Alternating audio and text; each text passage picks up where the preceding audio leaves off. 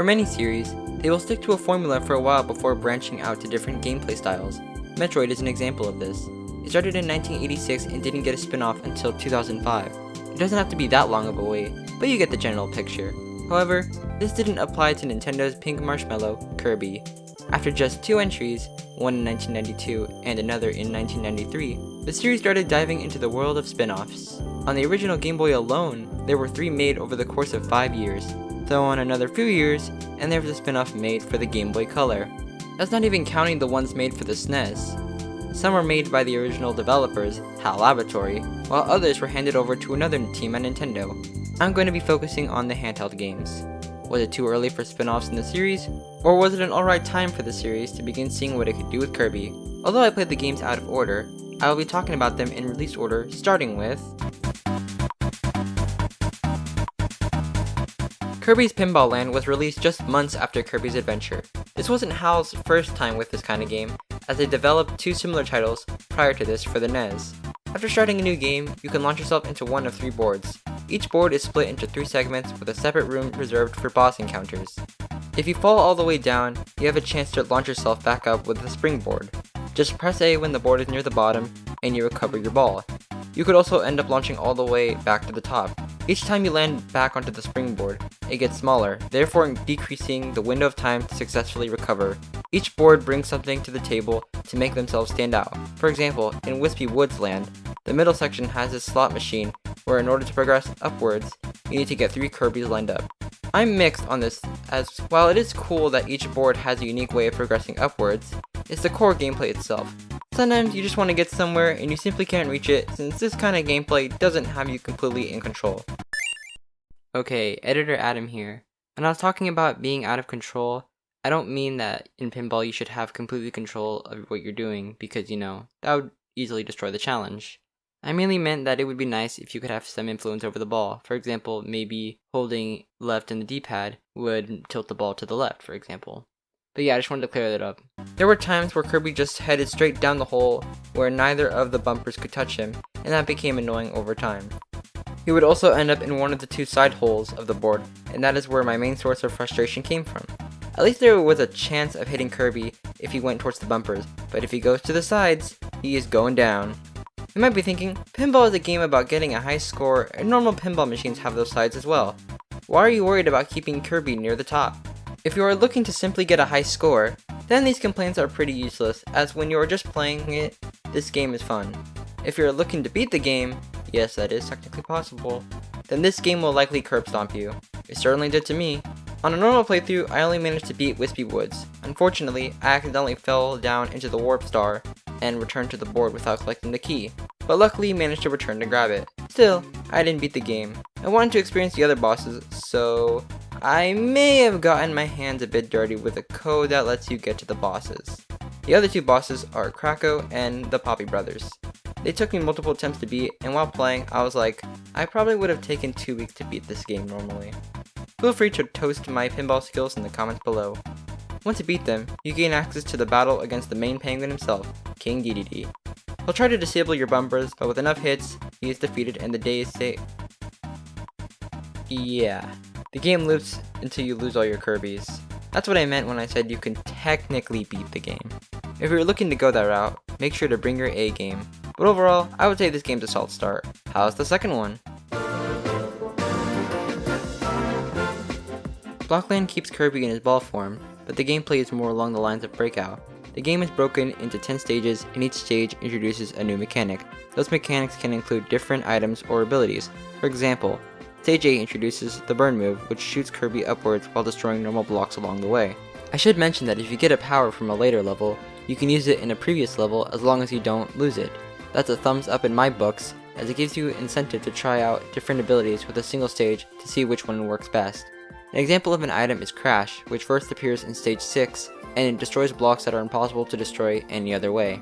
A different type of block requires you to hit Kirby with the paddle so that he grows big to destroy it. If Kirby is in his big form and he hits the spikes, he will bounce back up and not lose a life. A drawback to this move is that when you're in it, you can't activate your ability. This creates an interesting dynamic during gameplay, where you have to choose between the safety of Big Kirby or the usage of abilities. I like this added challenge. In order to progress in each stage, you must destroy the blocks to progress to the next room. Eventually, you will make it to the boss of that stage. When you are near the end of the stage, star blocks appear. If you hit them, they can be used to cover the spikes in the boss room, so that's neat. I should also mention that there is a warp star hidden in each stage that takes you to a bonus game.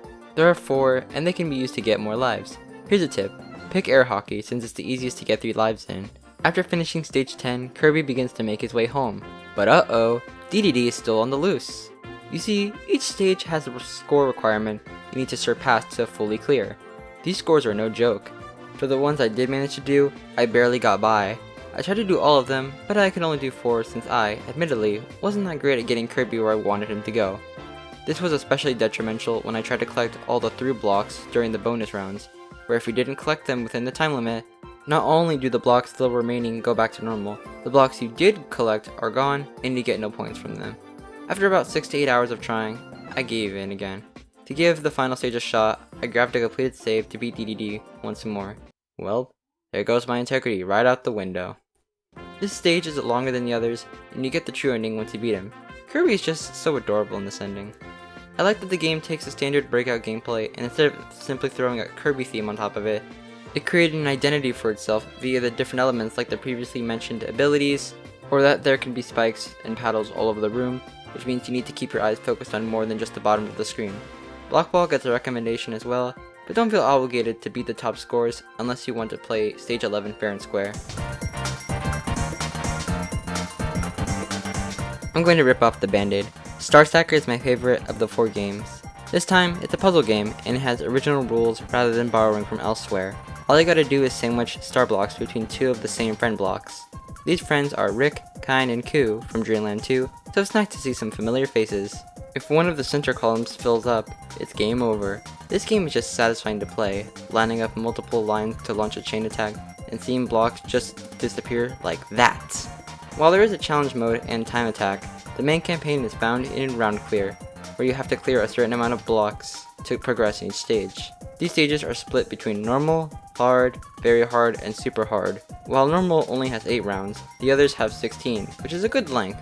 Not too long, but also not too short in my eyes. I thought I had done everything this game had to offer until I beat super hard.